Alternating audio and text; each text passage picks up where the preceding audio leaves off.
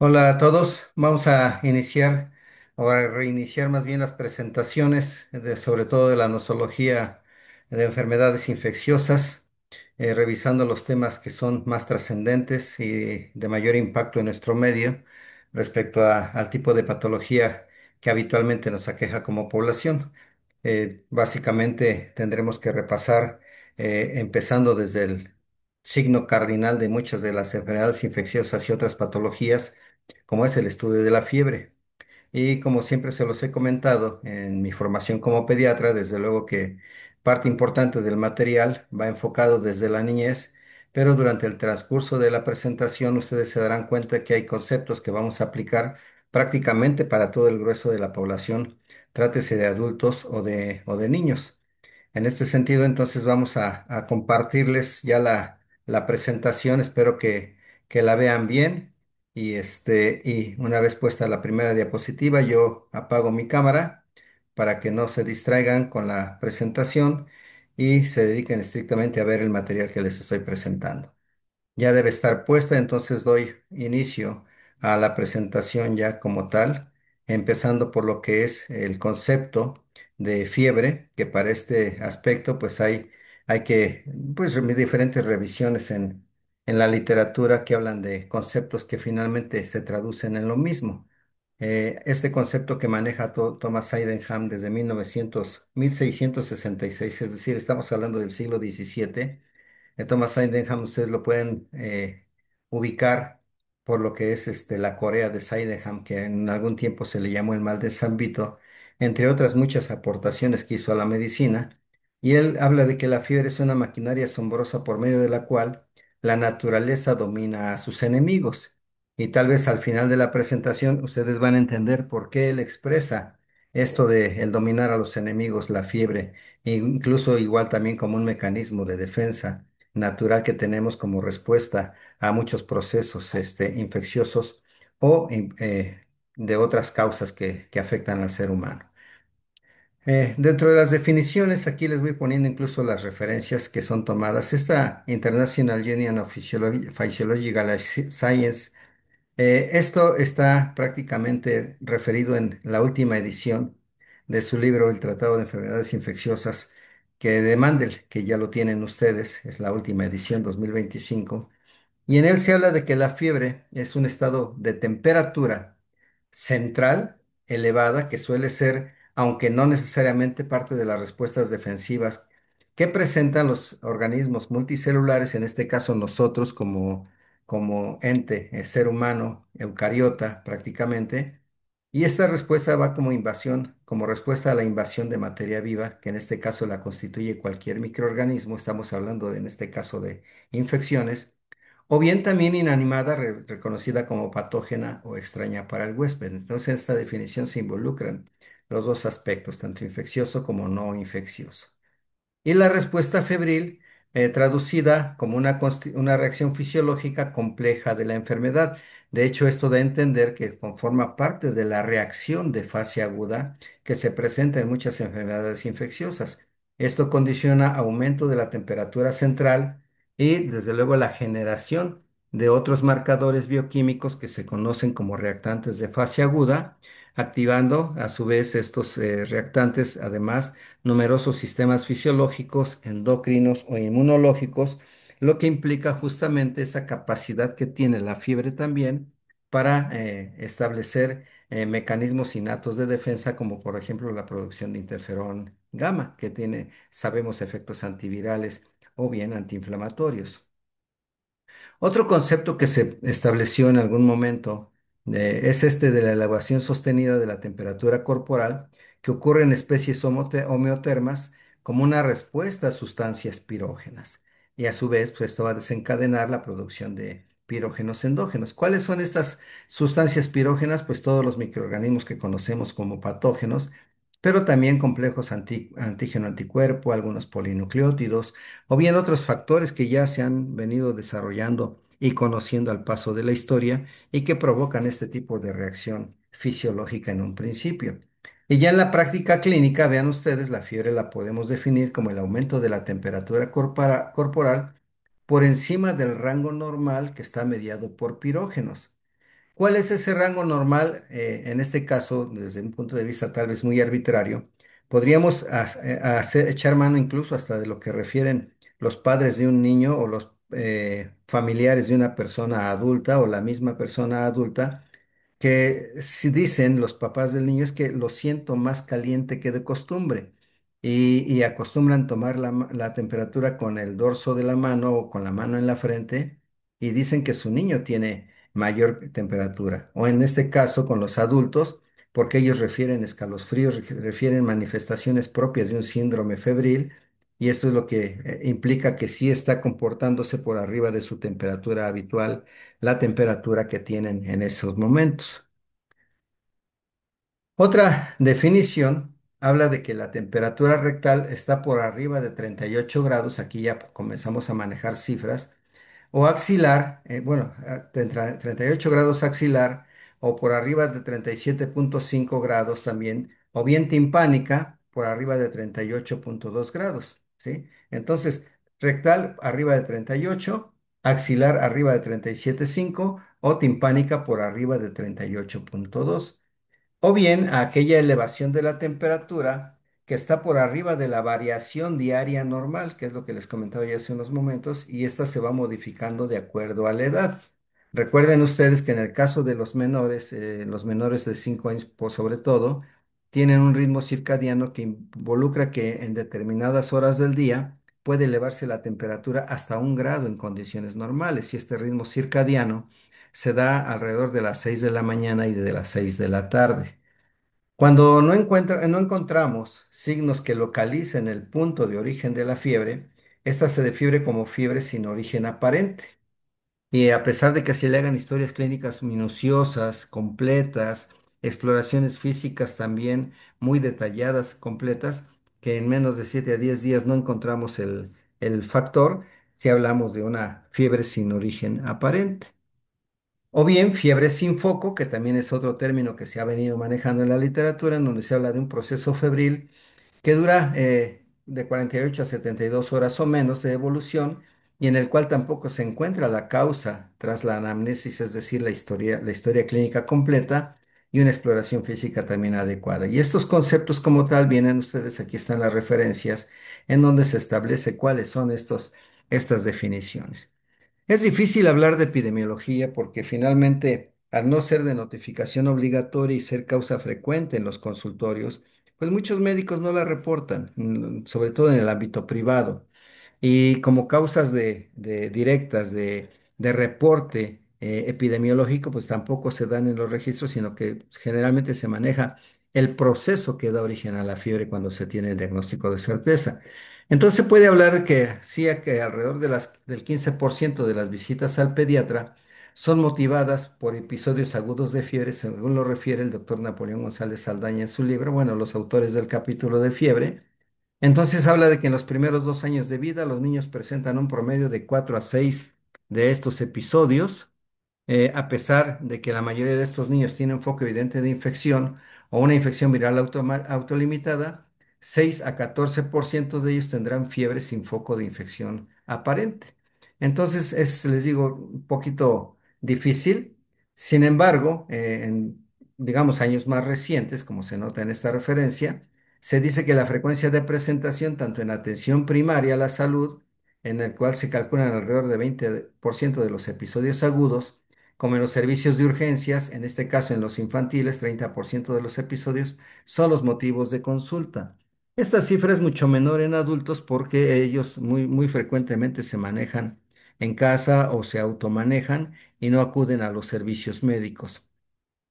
Entonces se tienen mejores registros en la parte pediátrica. Alrededor del 50% de los niños menores de 3 meses con fiebre generalmente son evaluados en las primeras 6 horas. Y es que es en estas edades en donde justamente se involucra una parte emocional de los padres porque genera mucha angustia o ansiedad el ver a un niñito pequeño, menor de 3 meses, que todavía está pegado al pecho de la madre, que tiene fiebre y genera la mayor parte entonces sí de la asistencia a los consultorios. Generalmente en los niños el origen de la fiebre suele ser infeccioso. En la mayoría de los casos, afortunadamente, se trata de una infección benigna, autolimitada, Sin embargo, vean ustedes, alrededor del 10% llegan a tener una infección bacteriana grave y estos son los que involucran justamente el tratamiento y la angustia y la ansiedad de los familiares. ¿En dónde se establece el límite de temperatura? Pues también depende del cómo se tome la temperatura.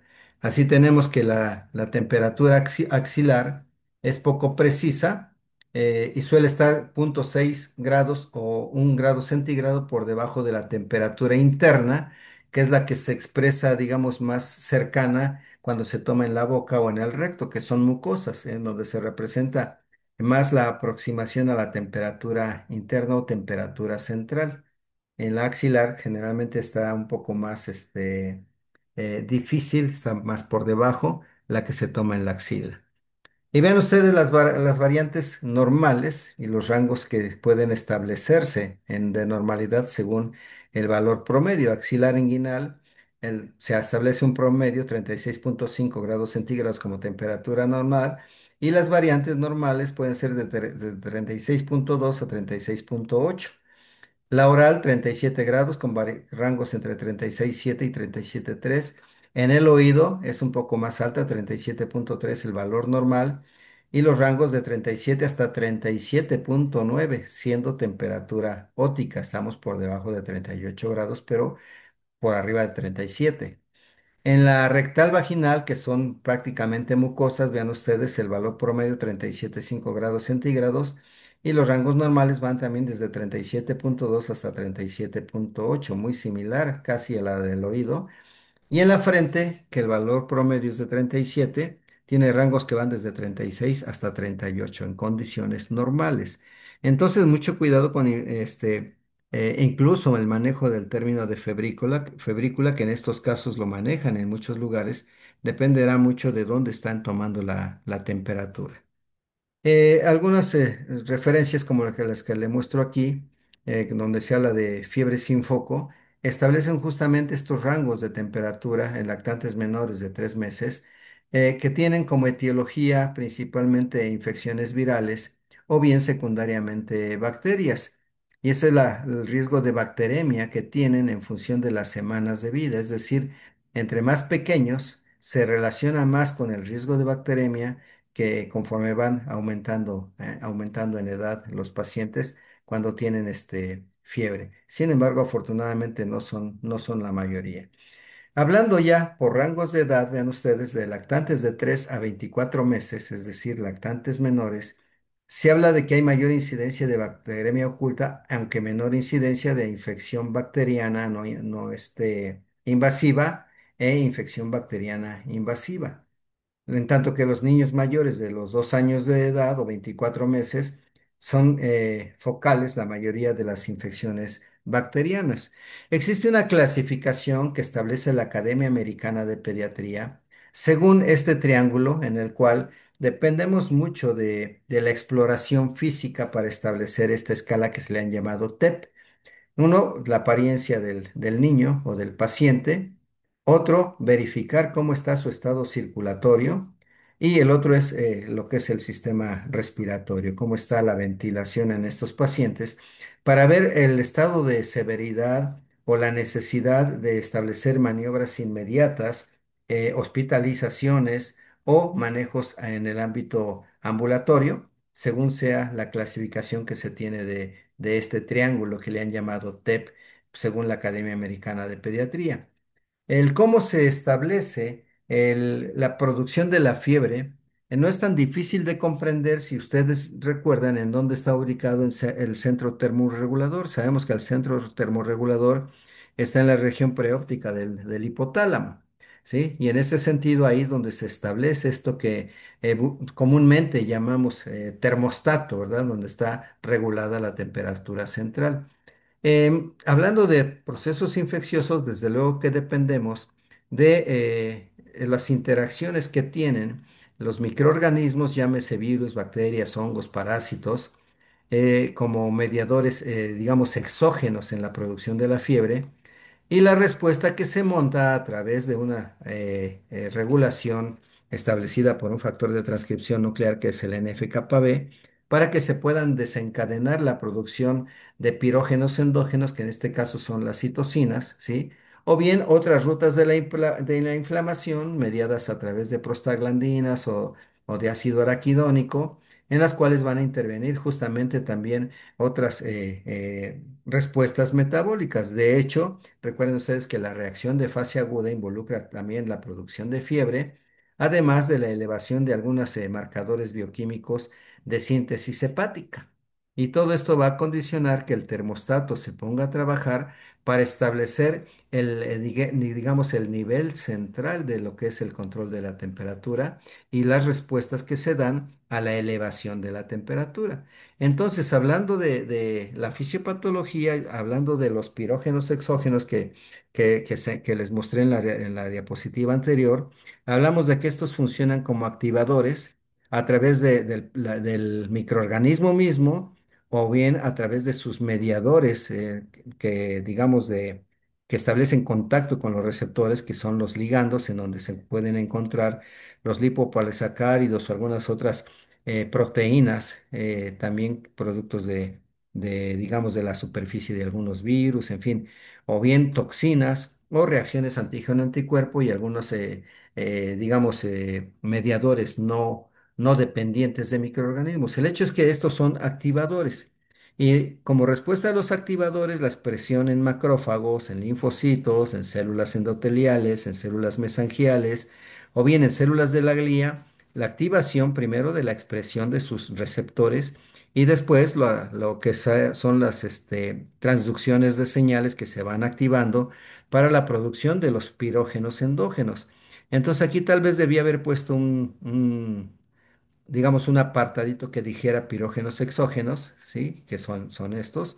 La respuesta celular con la producción de los pirógenos endógenos, que son digamos, los marcadores de inflamación, entre los cuales el factor de necrosis tumoral es uno de los que primero se activan, posteriormente las citocinas y el interferón alfa, que les decía que tienen propiedades incluso antirreplicación viral, que es algo que llegan a regular muy bien. Y posteriormente se viene la producción de linfocinas a través de la activación del sistema inmune celular en los linfocitos T y desde luego la estimulación y la señal para que el hipotálamo comience a través de la vía de la prostaglandina E2 a elevar el termostato como tal y establecer un punto de temperatura en el cual se establece la fiebre como tal.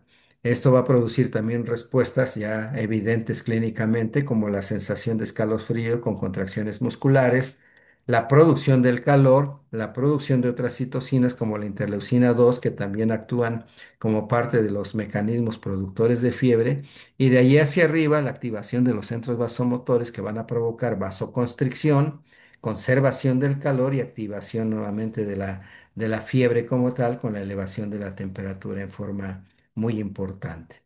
Y esto ya nada más visto en un nivel molecular, hablando de PAMS-DAMS, podemos ilustrarlo de esta manera. Ven ustedes la presencia de un mediador exógeno, que en este caso es el lipopolisacárido de bacterias gram negativas, el cual se va a poner en contacto con los receptores que se encuentran en la superficie del macrófago, cuya membrana está representada en donde estoy poniendo el puntero láser, en donde se pueden expresar CD14 o bien se pueden expresar receptores TOL que conjuntamente con una proteína soluble que se encuentra circulando, establecen este complejo de lipopolisacárido, proteína CD14 y receptor TOL para que se desencadene la cascada de transducción de señales regulada por un FKB que lleve a la producción de mediadores de la inflamación y por lo tanto mediadores de fiebre, entre ellos las citocinas y toda la ruta dependiente de prostaglandina E2.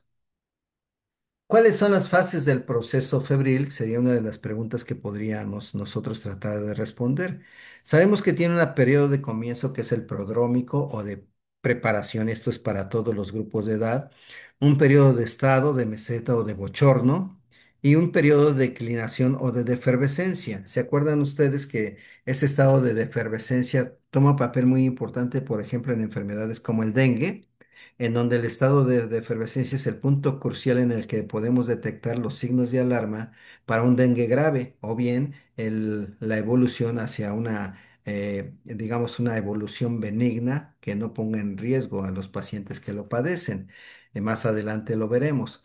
Entonces, ¿qué pasa en el periodo de comienzo? Se estimula la termogénesis, hay palidez, hay piloerección. Estos son datos clínicos junto con los escalofríos. Ahí es en donde se está comenzando a presentar. Es en este periodo prodrómico muy importante porque hablando de los procesos infecciosos bacterianos, es en donde se suceden la mayoría de los procesos de bacteremia.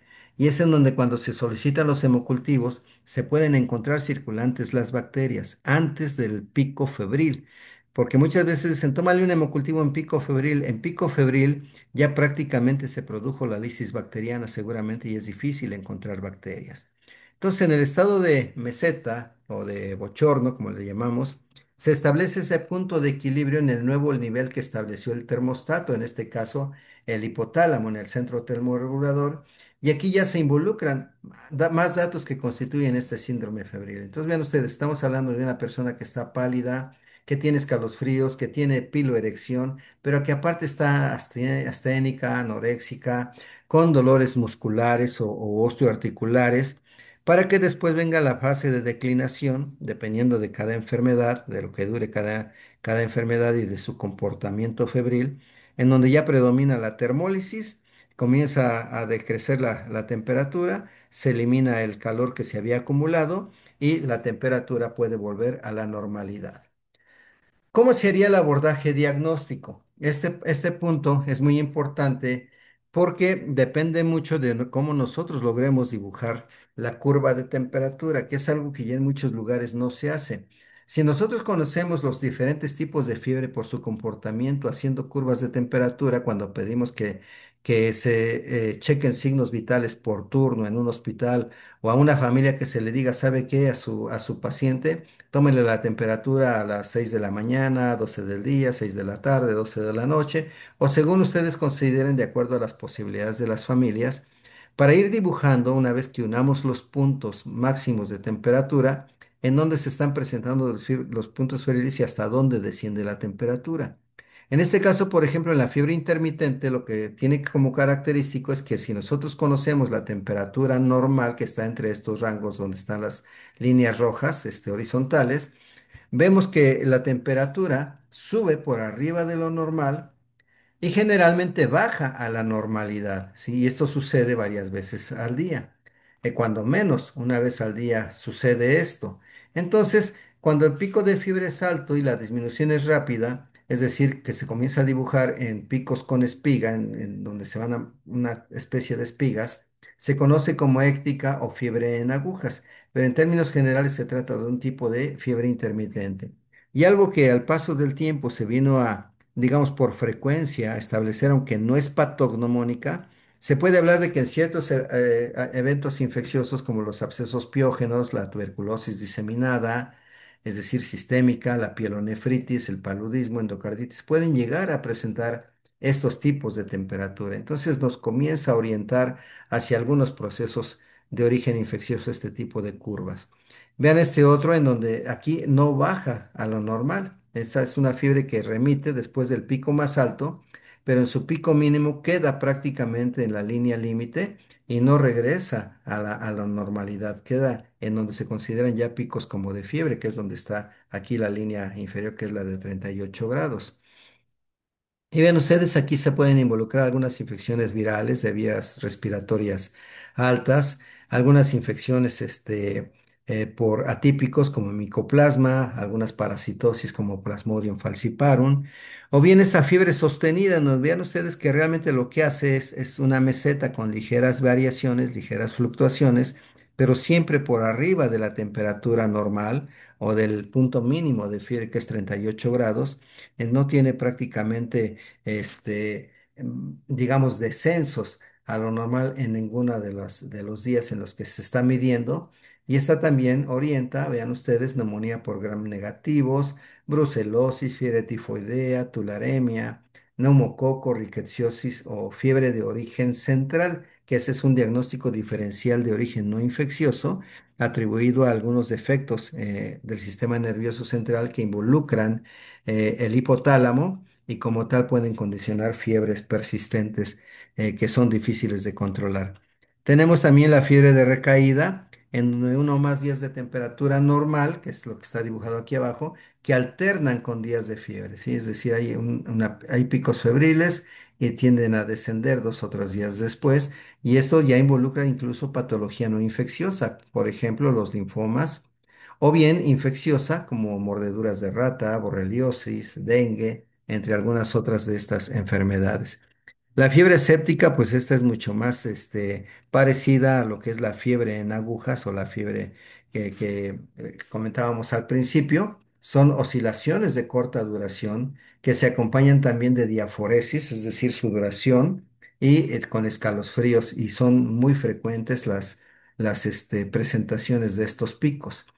Ya hablando de la recurrente, es decir, a febril por uno o más días entre las crisis de fiebre, en donde ya mencionábamos las causas que están en donde está la gráfica de fiebre recurrente. Vean ustedes, algo que es importante es que solo algunos cuadros de fiebre de naturaleza prolongada pueden diagnosticarse a partir de historias descriptivas. La mayoría necesitan también una investigación cuidadosa, detallada, y aún así a veces no se llega a establecer el diagnóstico. De hecho, se ha hablado de que los casos de fiebre de origen a determinar, en algunos lugares hasta 15 a 20% de los casos, desaparece la fiebre y no se encuentra la causa y se van los pacientes en un diagnóstico etiológico. Sin embargo, pues existen ya enfoques que se han sistematizado bien, y esto de manera sistematizada permite que los tiempos de hospitalización o de estudio de la enfermedad puedan ser disminuidos gracias a los avances que se han detenido. ¿Qué pasa con los recién nacidos y lactantes de 80 a 60 días? También estos son importantes. Ustedes van a ser médicos generales de primera instancia y como médicos generales van a ver muchos niños, eso ténganlo por seguro. Muchas personas no van con los pediatras directamente, generalmente van primero con el médico general. ¿Qué tienen que considerar ustedes en los lactantes menores de 2 meses? Vean ustedes que la etiología infecciosa es cambiante y la bacteriología, cuando se habla de bacterias, también es cambiante. En muchas ocasiones no consideramos los costos de la atención y esto hay que considerarlo según los gastos de bolsillo que tienen que establecer los papás de los niños. Y de aquí, pues, habría que ver nosotros de qué podemos disponer en la consulta para poder solicitarlos sin que se afecte el aspecto o de manera importante, la parte económica de muchas familias que no cuentan con recursos. Pero cuando existe el recurso, aquí lo que se recomienda es sí, seguir guías clínicas, seguir algoritmos, que ahorita los vamos a ver algunos de ellos, en donde podemos ver la utilidad de los marcadores inflamatorios, entre los cuales los leucocitos con los neutrófilos absolutos, sumados a mediadores químicos como la proteína C reactiva o la procalcitonina, nos van a ayudar a identificar el origen infeccioso o no, o el origen bacteriano o de otro, o viral, según sea el caso. Y más adelante ya tenemos también sistemas automatizados para la identificación de los patógenos, incluida la biología molecular, en la cual la gran ventaja es que ahora sí existen las reacciones en cadena polimerasa, que son multiplex, es decir, que simultáneamente pueden distinguir entre gram positivos, gram negativos, incluso 14 o 15 microorganismos, a veces más. Y lo mismo con las pruebas virales, también la PCR es importante. Lo vimos con COVID cuando mandábamos a hacer las determinaciones de PCR y estaba negativo a COVID, pues ahí nos corrían con PCR la búsqueda de otros virus respiratorios y incluso algunas bacterias atípicas. Esa es la ventaja de actualmente las nuevas modalidades de PCR de última generación, que ya incluso algunas de ellas caen en lo que nosotros no tenemos a la mano en nuestra práctica privada, como la genómica o los estudios de secuenciación, como se hacen en algunos hospitales que tienen investigación.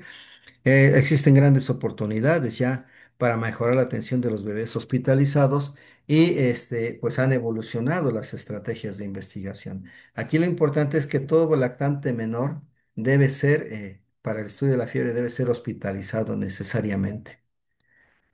Cuando hablamos de fiebre sin foco, vean ustedes, por el hecho de que no encontramos ningún foco de infección o un foco de origen, a pesar de una buena anamnesis, a pesar de una buena exploración física y a pesar de que hacemos pruebas complementarias de apoyo diagnóstico y no encontramos realmente la causa de estas fiebres. En los lactantes menores, incluso los menores de 3 meses de edad, la recomendación que hacen las diferentes guías de práctica clínica es, además de hacer análisis de sangre y orina, tenemos que evaluar muy bien a nuestro paciente para ver qué tan viable es hacer o no una punción lumbar como parte del protocolo diagnóstico. Eh, Vean ustedes en estas fiebres sin foco, todos los neonatos menores de 21 días deben ser realizadas las punciones lumbares. Es alta la posibilidad de que si un paciente está séptico, hasta en un 30% puedan llegar a tener meningitis y se nos pueden pasar desapercibidas. De ahí la recomendación, si las condiciones del bebé son clínicamente viables, hacer la punción lumbar si no hay contraindicación. En tanto que en los recién nacidos, sabemos que la etapa neonatal es de 0 a los 28 días, que tienen el triángulo diagnóstico que les mencioné de la Academia Americana de Pediatría y muestra que está inestable el niño, excepto si solo es el aparato respiratorio, es factible que nosotros tengamos que evaluar esa punción lumbar. Vean ustedes, en neonatos entre 22 y 28 días con TEP estable, si la procalcitonina es mayor de 0,5 nanogramos por mililitro, también se considera indicación para punción lumbar, ¿sí? Más aún si tiene otros marcadores como la proteína C reactiva, hay que hacerlo, hay que hacer la punción lumbar. Y vean ustedes, aunque aquí menciona cifras muy bajas, la realidad es que son riesgos más altos para padecer meningitis. Ya los mayores de 28 días que tengan signos o síntomas de disfunción neurológica, también tendremos que valorar la punción lumbar, sobre todo si tienen datos de irritabilidad constante, no necesariamente signos meningios, pero sí un estado neurológico que orienta a pensar en meningitis, entonces hay que hacer también una punción lumbar. En tanto que para los exámenes generales de orina, normalmente debemos acompañarlos, ya les comentaba yo hace tiempo, cuando hablamos de la posibilidad de infección de vías urinarias, hay que acompañarlos con un examen general de orina que tenga tira reactiva, ¿sí? Y aquí estamos hablando de lactantes con cualquier grado de temperatura y antecedentes de infección del tracto urinario o bien de uropatía, en niños menores de 12 meses con temperatura mayor de 39 y en las niñas menores de 24 meses con temperatura mayor de 39, obligado a hacer un urianálisis completo. En tanto que los exámenes de sangre, vean ustedes, entre los 3 y 24 meses de edad, con fiebre sin foco, todos los pacientes con fiebre incluso de alto grado, mayor de 40,5, que hayan recibido menos de 2 dosis de vacuna neumocócica, 13 valente, o que tengan examen general de orina normal y prueba de, digamos, test rápido de gripe que está negativo, esto se refiere a la influenza. En época epidémica, pues hay que hacer análisis también con, digamos, complementarios de sangre en todos estos pacientes. Aún en pacientes que tienen más de 2 dosis de vacuna neumocócica, pero que tengan fiebre de grado elevado de temperatura, también tenemos que hacer esas evaluaciones con sangre. Entonces, vean ustedes, uno de los algoritmos que se mencionan en lactantes menores de 3 meses habla de justamente el triángulo TEP que menciona la Academia Americana de Pediatría, en donde lo que se va a evaluar es si está estable el paciente, vean ustedes, todo lleva, dependiendo del rango de edad, si no es menor de 21 días, si la tira de orina es patológica, pues se considera de alto riesgo. De hecho, el menor de 21 días también se considera de alto riesgo. Si no tiene estos datos, hablamos de un riesgo habitual, vean ustedes, hacemos la determinación de procalcitonina y si la procalcitonina es menor de 5,5 nanogramos por mililitro, podemos irlo evaluando con la biometría hemática y la PCR, que si tienen valores dentro de los rangos normales, hacen que se considere de bajo riesgo y pueda ser manejado ambulatoriamente. En tanto que si los neutrófilos están por arriba de 10,000 o por arriba de los rangos habituales para la edad, con PCR incrementada, se considera un rasgo intermedio dentro de estos valores y entran a la observación que generalmente se hace de primera instancia en urgencias y ahí ya se valora la posibilidad o no de dar un antibiótico o bien se ingresa al ámbito hospitalario para estudiarlo como una fiebre de origen a determinar en caso necesario. Si no está estable, pues prácticamente entra al paciente de alto riesgo conjuntamente con los menores de 21 días y con los que tienen examen general de orina alterado para estar descartando la posibilidad de un cuadro séptico, ¿sí? Y si ya sabemos que tenemos un foco que está sospechoso por alteraciones en la orina, pues iniciar el antibiótico que habitualmente, vean ustedes, la recomendación es ampicilina con el aminoglucósido, pero todo siguiendo siempre una ruta crítica, ¿sí? Ya cuando hablamos de los pacientes de alto riesgo, en donde la procalcitonina es menor de 0,5, no tiene los antecedentes previos, pero se considera de alto riesgo, pues se le inicia un protocolo empírico de tratamiento, pero una vez que se agotaron los recursos para hacerlo. Ya niños mayores, que son de estos 3 meses, es decir, de 3 a 24 meses de edad, es prácticamente lo mismo. Se hace la valoración del triángulo que se recomienda y se va a estar midiendo la temperatura según los rangos de temperatura, si es menor de 39, si es mayor de 39, los exámenes que habitualmente se les están recomendando, si hay sospecha o no de infección de vías urinarias, o si la temperatura es de grado elevado, los exámenes de laboratorio que involucran los marcadores de reactantes de fase aguda, incluidos los cultivos de sangre, para que una vez teniendo todos los datos se decida si se van a domicilio o si se ingresan al hospital para iniciar tratamientos antibióticos o tratamientos antibióticos ambulatorios, ¿sí? Ya con la TEP inestable, pues ya es mucho más obligado. TEP inestable o mal estado general es hospitalización obligatoria, ¿sí? En donde se van a seguir todos los protocolos de estudio, de estudios de primera, segunda, tercera fase y la posibilidad del inicio de antibióticos hasta la recuperación de los pacientes. Entonces, hay diferentes rutas críticas. Las guías de práctica clínica en México también se han venido actualizando y hablan prácticamente de los mismos. En los neonatos, vean ustedes, también hay rutas críticas de 8 a 21 días de edad.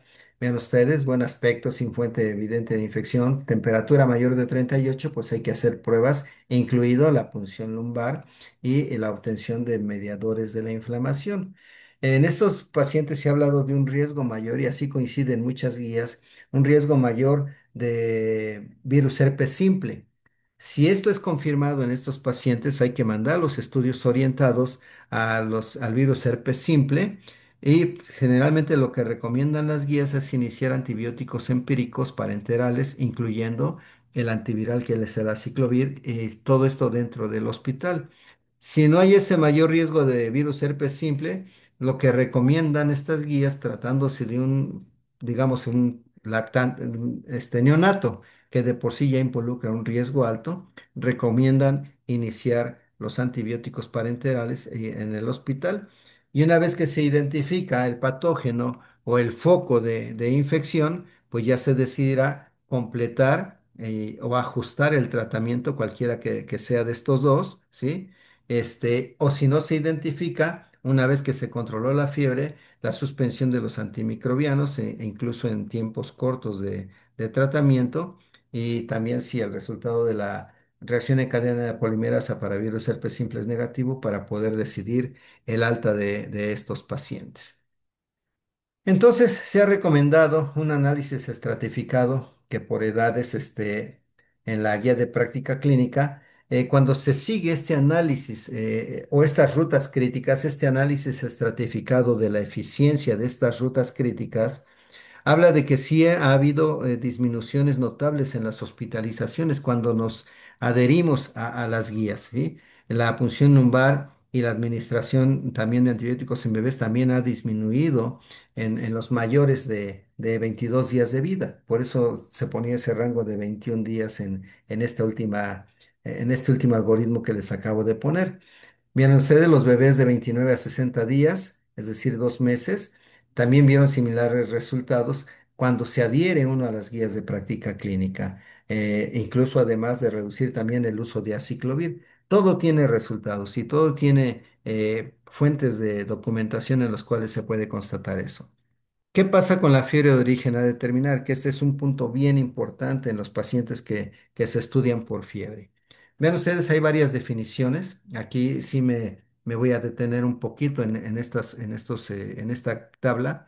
aunque se ve muy cargada la tabla, pero era la manera de que pudieran ustedes tener toda la información. Vean ustedes, se habla de fiebre de origen a determinar en la definición clásica cuando la temperatura es mayor de 38,3, cuando se ha registrado en varias ocasiones durante 3 semanas, a pesar de investigaciones en 3 visitas ambulatorias o 3 días de estancia en el hospital o una semana de investigaciones ambulatorias invasivas. Con estos criterios se clasifica como fiebre de origen a determinar clásica. Pero cuando esto está sucediendo al interior de un hospital en donde un paciente ya tiene, y esto involucra a todos los grupos de edad, y un paciente que ya tiene varios días hospitalizado, presenta también temperatura mayor de 38,3, es decir, el rango mínimo para todas las definiciones es 38,3. Menos de esta temperatura no se considera fiebre de origen a determinar. Entonces, temperatura 38,3 que se registra también en varias ocasiones en un paciente que está hospitalizado. Y ojo, ya no estamos hablando aquí nada más de un niño, ¿eh? Es un paciente hospitalizado con cuidados agudos y en quien la infección no era manifiesta, ni siquiera se sospechaba que estuviera incubando al ingreso al hospital. El requisito mínimo es justamente 72 horas de investigaciones, incluido al menos 2 días de incubación de cultivos. Otra definición involucra al paciente que está oncológico, trátese de leucemia o de algunos otros tumores sólidos que entran a esquemas de quimioterapia, y la quimioterapia lo que va a hacer es una aplasia medular. Y esta aplasia medular lo que va a condicionar es anemia, leucopenia, trombocitopenia. Y dentro de la leucopenia está la neutropenia, es decir, la estirpe de neutrófilos desciende abruptamente y en forma muy importante. Entonces, cuando la temperatura es mayor de 38,3 o 38,3, se observa en varias ocasiones y el recuento de neutrófilos es menor de 500 neutrófilos por microlitro, o incluso a lo mejor tiene más que esta cantidad, pero según la quimioterapia que el oncólogo sabe cómo se va a comportar, se espera que ese nivel baje a los 500 o menos en 1 a 2 días. Ya hemos visto que bajan incluso a 20 o a 0 de neutrófilos. Entonces, en este sentido, es prioritario ahí sí iniciar antibióticos empíricos en lo que se establece todo el proceso de investigación. Y el criterio para fiebre neutropénica es al menos 2 días de incubación de cultivos. Y ya también se llama también fiebre de origen a determinar inmunodeficiente. Y ya el asociado al virus de la inmunodeficiencia humana, ven ustedes también temperatura mayor de 38,3 en varias ocasiones durante 4 semanas o más de 3 días en pacientes hospitalizados que tienen el requisito de estar infectados por virus de inmunodeficiencia humana.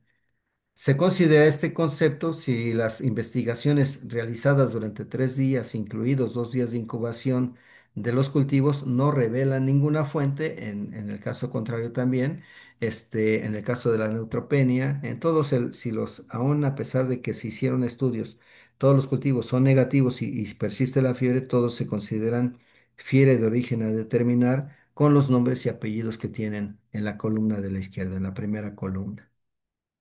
¿Cuál es el abordaje inicial? Ven ustedes, generalmente la recomendación es hospitalizar a los pacientes después de una valoración inicial que hacemos en el consultorio, llámese el consultorio del hospital, el consultorio de urgencias o el consultorio de la medicina privada en la atención primaria a la salud. Evaluar, en este caso, el patrón de la fiebre, eliminar por el interrogatorio y el historial clínico la posibilidad de una fiebre ficticia y completar la investigación clínica, el interrogatorio y la exploración física completa que sean de manera minuciosa y de manera constante. Esto siempre se los he insistido y siempre se los he recomendado. Ustedes eminentemente tienen que ser de primera instancia clínicos. En la historia clínica, ¿qué debemos poner énfasis? ¿En qué debemos poner énfasis? En investigar síntomas acompañantes por aparatos y sistemas, incluir la historia, es decir, la anamnesis de los síntomas generales, incluyendo la pérdida de peso, la diaforesis, la cefalea, lesiones cutáneas que se puedan ir apreciando, e investigar enfermedades previas, incluidas cirugías. Recuerden ustedes que hay infecciones asociadas a la atención a la salud o infecciones postquirúrgicas que pueden tardar meses en manifestar una infección dependiente de esa cirugía, ¿sí? O bien enfermedades psiquiátricas. Puntos mínimos que se deben rescatar para todos los grupos de edad: historia clínica familiar, el historial de inmunizaciones, ahora que estamos en riesgo de muchas enfermedades nuevas o de epidemias o de pandemias.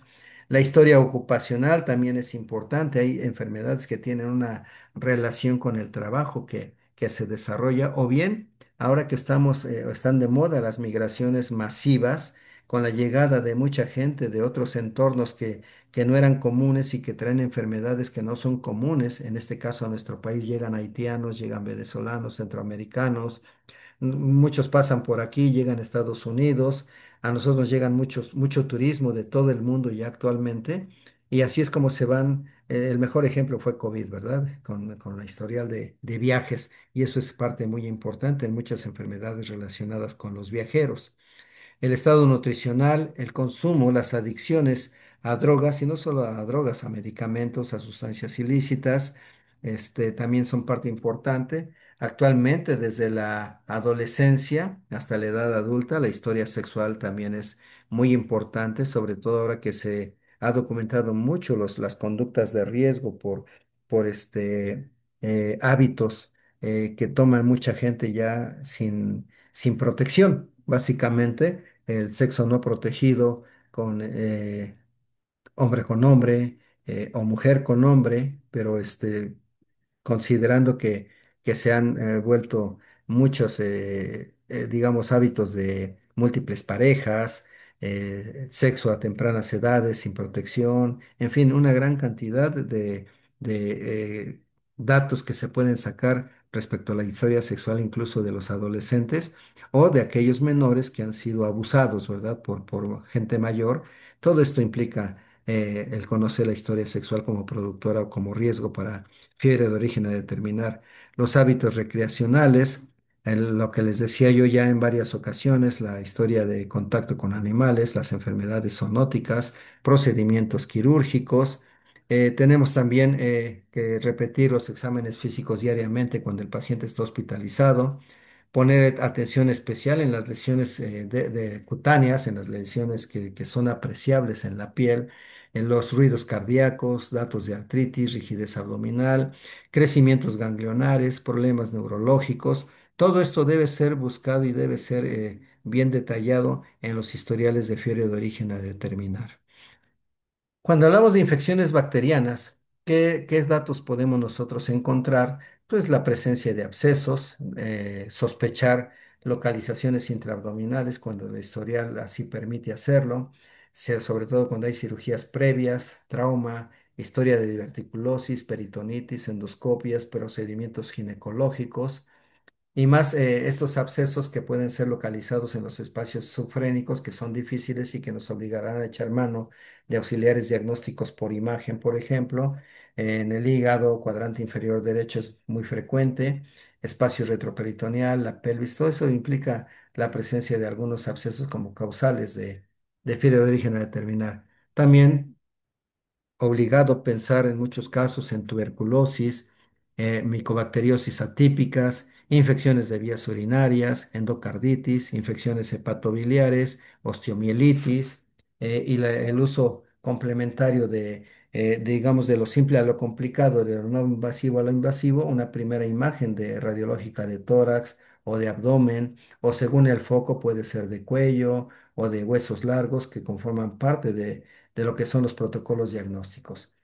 Siguiendo con el rubro de infecciones bacterianas, vean ustedes, brucelosis, salmonelosis, infecciones de transmisión sexual por Neisseria gonorrea o bien Neisseria meningitidis en los casos de infecciones sistémicas, fiebre por mordedura de rata, enfermedad de Lyme en algunos casos en zonas endémicas, o bien enfermedades virales que también son causales de fiebre de origen a determinar, virus de inmunodeficiencia humana, virus de la familia herpes, cualquiera de los virus patógenos al humano, los 8 tipos de virus herpes patógenos al humano, algunas micosis que en pacientes inmunosuprimidos de cualquier edad, o bien el uso prolongado, altas dosis, hospitalización prolongada, antibióticos de amplio espectro, catéteres intravenosos, nutrición parenteral que hacen susceptible a una persona a infectarse por oportunistas como Candida albicans, como malacesias, histoplasmosis, o bien parásitos como toxoplasmosis, tripanosoma, plasmodiosis, otras como rickettsiosis, coxielas, atípicos como clamidia, que provoca la psittacosis, en fin, una gran cantidad de etiologías infecciosas. Cuando no se encuentran las etiologías infecciosas, se agotaron todos los recursos, hay que pensar también en las etiologías no infecciosas, en las cuales no nos vamos a involucrar mucho tratándose de infectología, pero que es obligado meterlas en los esquemas de diagnóstico diferencial. ¿Por qué? Porque son la segunda causa actualmente, conjuntamente con las colagenopatías. Entonces estamos hablando de descartar linfomas, Hodgkin y no Hodgkin, incluso incluido el Burkitt, leucemias, tumores sólidos, histiocytosis, eh, también las colagenopatías o las enfermedades autoinmunes como lupus eritematoso sistémico, artritis reumatoide, poliarteritis nodosa, enfermedades granulomatosas crónicas como la sarcoidosis, la enfermedad de Crohn, hepatitis granulomatosa. Entonces, vean ustedes, son una gran cantidad que en este cuadro están abreviadas: enfermedades infecciosas, neoplasias, inflamatorias, viajeros, misceláneas.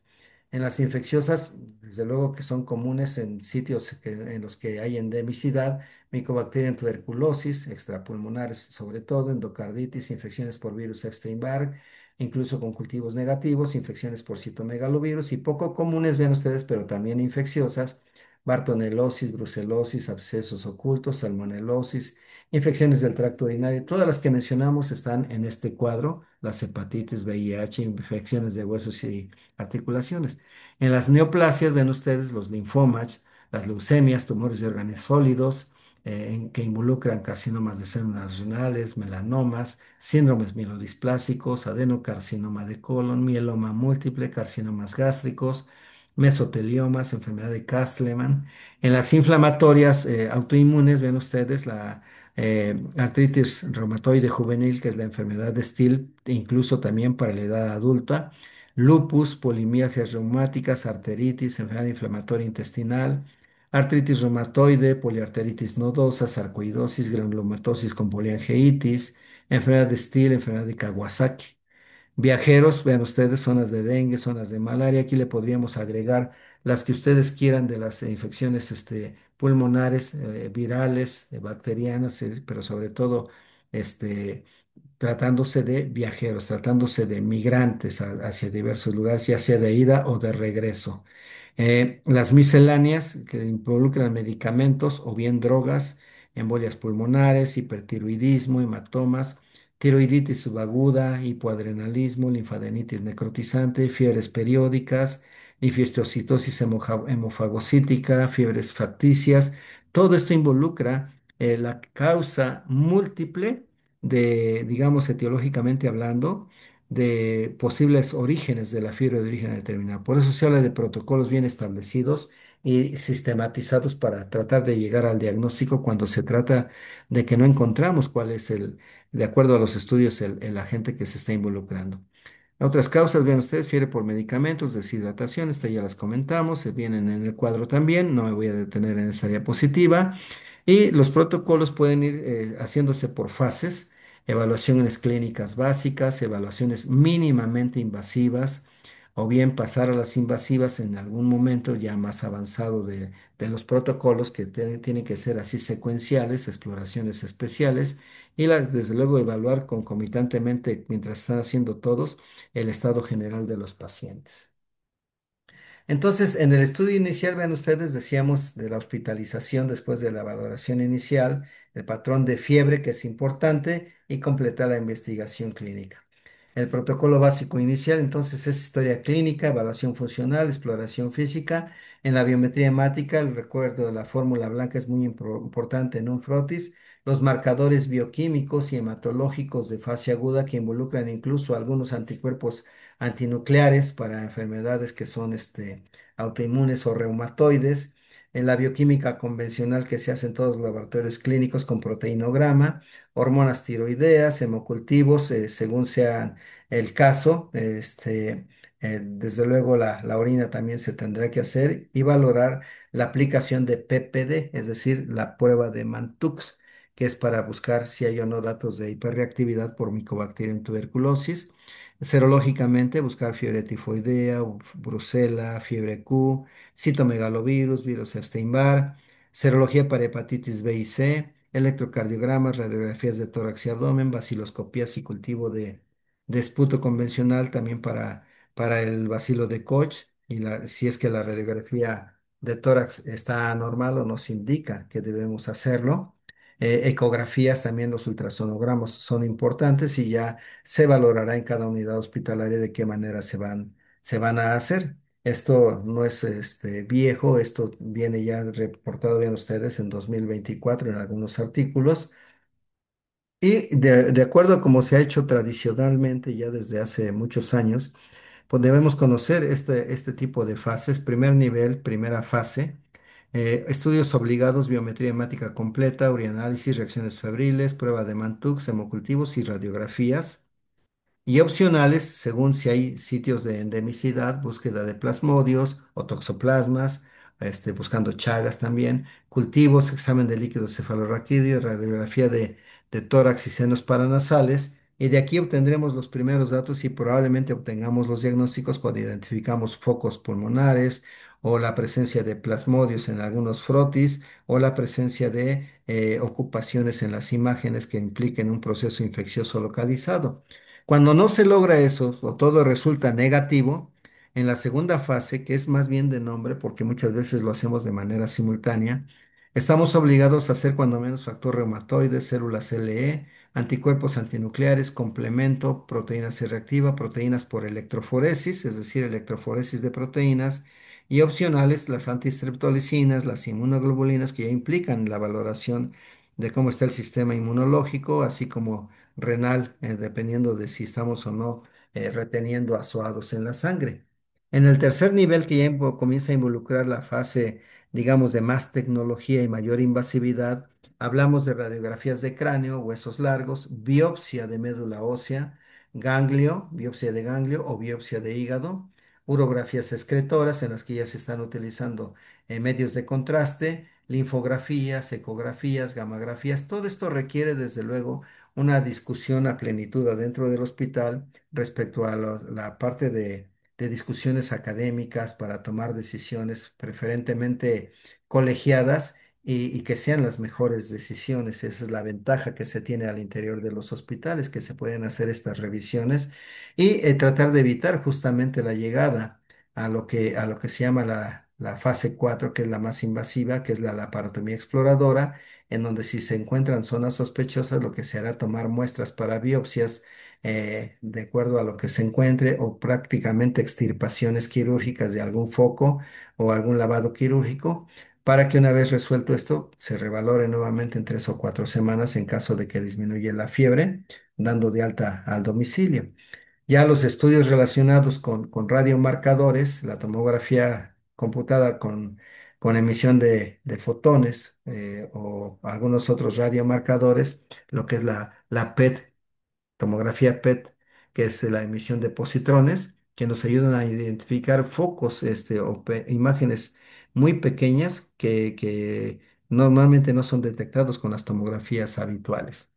Ya la parte molecular también se ha descrito, la secuenciación metagenómica cuantitativa de nueva generación, llamada como secuenciación de alto rendimiento o paralela masiva, que son métodos para detectar patógenos causales de periodo de origen a determinar que están relacionados con infecciones y que normalmente no pueden ser identificados por otros métodos y esta permite la secuenciación simultánea e independiente de cientos a miles de millones de fragmentos de DNA, que es la gran ventaja de estas técnicas y que cada vez son más rápidas, ¿sí?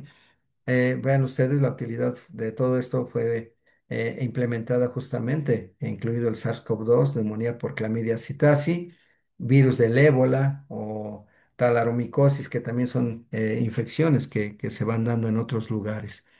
Eh, otro concepto, el de la fiebre de origen a determinar nosocomial que mencionábamos hace unos momentos, justamente va de la mano con la presencia de nuestros pacientes al interior de los hospitales que han sido sometidos a cuidados agudos. En el momento del ingreso no tenían ningún dato infeccioso y ya después de cierto tiempo, que generalmente es mayor a 48 o 72 horas, según sea el hospital, comienza a dar manifestaciones de fiebre y no evidencia al interior del hospital ningún foco infeccioso. Entonces caen en esta definición estos pacientes. Vean ustedes otro algoritmo en donde habla justamente partiendo de la historia clínica y la exploración física, la corroboración de la fiebre, todas las pruebas complementarias básicas que se van recomendando desde la biometría hemática, los marcadores bioquímicos de fase aguda, análisis de orina, enzimas musculares, serologías para diferentes microorganismos virales o bacterianos, proteinogramas, la prueba para tuberculosis, químicas sanguíneas, etcétera. Y las imágenes, o más bien los estudios de imagen de los no invasivos a lo invasivos, empezando por radiografías simples y ultrasonidos. Ya esto se suma a los cultivos que se puedan normalmente evaluar qué tan útiles pueden ser: orina, sangre, líquido cefalorraquídeo, líquido peritoneal, líquido articular, el que sea factible de poder hacer según el protocolo de cada lugar, suspendiendo desde luego los fármacos que esté llevando. Se suspenden sobre todo los antipiréticos y se dibujan las curvas térmicas. Si se van obteniendo algunas orientaciones y estas orientaciones nos involucran la posibilidad de poder confirmar o descartar, pues ya iremos hacia otras vías. Si hacemos el diagnóstico, damos tratamiento. Si no lo hacemos, pasamos a otras fases en donde ya se involucran otros estudios de mayor complejidad, y esto va de sí o no, si sale negativo o positivo. Si sale negativo, pues nos vamos hacia estudios más sofisticados, como son ya los estudios con medios de contraste o con radiomarcadores, y si es positivo, a lo mejor la posibilidad de biopsias. Y de acuerdo a los resultados de los estudios moleculares y la identificación, se valora también, si no hay diagnóstico con estos, tratamientos empíricos hasta la solución de los problemas, o bien, dependiendo también de la biopsia, si se establece el diagnóstico, pues dar el tratamiento dirigido. Entonces, todas las rutas clínicas críticas en cada paso llevan una parte de sí o no sucede un evento, o si es positivo o negativo y qué es lo que hay que hacer en ambos casos. Ya respecto del tratamiento, esto, dentro de la controversial que puede ser, sabemos que la fiebre por sí misma mejora la respuesta inmunológica. También sabemos que aumenta la migración de los micrófonos, de los fagocitos, perdón, incrementa la producción de proteína C reactiva, así como la proliferación de linfocitos T. Incrementa también la actividad antiviral de los interferones y la mayor producción de sustancias antibacterianas de los polimorfonucleares. Esto es algo que es muy importante que ustedes conozcan, como los beneficios que también tiene la fibra y que se conocen prácticamente desde la finalización del siglo XX, que esto es muy, muy importante. Entonces, hay que valorar muy bien si debemos dar medicamentos o no, dependiendo de las características y los riesgos de cada paciente. Pero también tiene su lado benéfico la presencia de la fiebre. Esto es algo que quiero destacar. Ya el enfoque del tratamiento empírico en los pacientes con fiebre de origen a determinar, hay que valorar el riesgo para ver si el riesgo del tratamiento supera el beneficio potencial del mismo. Empíricamente, desde luego que el tratamiento empírico no debe reemplazar a la investigación completa de la fiebre, ¿sí? Tenemos que seguir buscando la causa de la fiebre a pesar de que lo tengamos en tratamiento, sobre todo si se orienta a un proceso maligno que normalmente no son autolimitados. Pero se habla de una prueba terapéutica que nos puede inducir a pensar si es maligno o no, con dosis de naproxeno, porque generalmente los procesos oncológicos de fiebre de origen a determinar responden muy bien al naproxeno, no así muchos procesos infecciosos. Y el único grupo de pacientes en el que habitualmente se usa el antibiótico empírico es la neutropenia y fiebre, en los pacientes oncológicos, es en los que de forma empírica, por lo que pueden desarrollar como complicaciones, como estas imágenes que les pongo y que ponen en riesgo la vida de estos pacientes. En conclusión, vayan ustedes en niños. Afortunadamente, la mayor parte de los casos de fiebre de origen a determinar es autolimitada y benigna, y en un buen porcentaje, 15 a 20%, no se encuentra la causa, pero generalmente evolucionan bien la mayoría. Las conectivopatías, que son las enfermedades de la colágena, ¿sí? Y las neoplasias ocupan ya cerca de la mitad de los casos de fiebre de origen a determinar. Esto es muy importante porque involucra justamente el contemplar simultáneamente las pruebas para descartar ambas vías. Las pruebas complementarias sí deben ser escalonadas, deben ser secuenciales, deben ser sistematizadas, no solicitar de antemano algo que normalmente no debe alcanzarse cuando tenemos la mayoría de los casos documentados en una primera o segunda fase. Es muy importante, desde luego, establecer el razonamiento pleno, consciente, de un diagnóstico diferencial que esté bien razonado. Y vean ustedes, en niños o adultos también con buen estado general, habitualmente no es una urgencia el tratamiento empírico de fiebre de origen determinar. Siempre habrá que buscar la causa en adultos y en niños de cuál es el origen de la fiebre. Ahora, ya como pediatra, yo pues, siempre insisto porque es mi formación, aunque esto puede aplicar para todos los médicos en atención primaria, médicos generales, pediatras, médicos internistas, quien quiera que dé consulta. Identificar aquellos cuyo triángulo, en este caso de la exploración que se hace, esté alterado o esté inestable, ¿sí? Tanto la parte de ventilatoria o respiratoria como la parte circulatoria y las condiciones generales de los pacientes, vamos a decirles. Hay que estabilizarlos, tratar de estabilizarlos siguiendo el ABCD de la estabilización. En caso necesario, pues hay que evaluar también constantes vitales, siempre, ¿sí? Si se puede tener la saturación de oxígeno, pues está bien también y las constantes vitales, frecuencia respiratoria, tensión arterial, frecuencia cardíaca y la administración de antibiótico-terapia precoz si es que cumple criterios de sepsis, que esto también es importante.